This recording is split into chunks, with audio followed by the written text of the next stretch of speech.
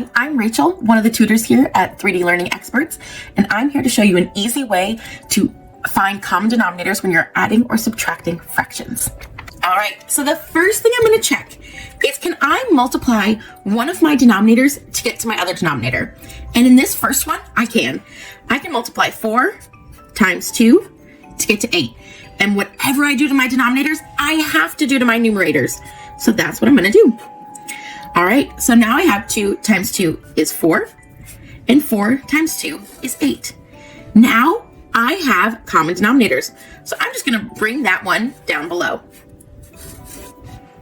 Now I can add my numerators straight across. 3 plus 4 is 7, and I never add my denominators.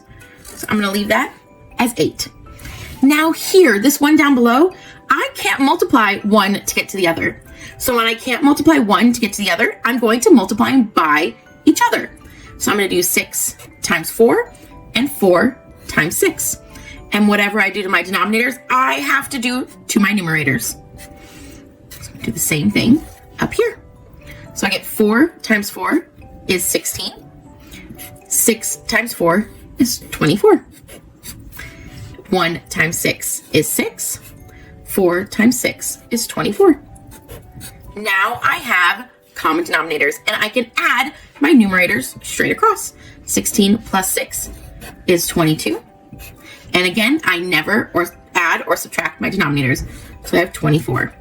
So again, if I can multiply by 1 to get to the other, that's what I'm going to do. And if I can't, I'm going to multiply by each other.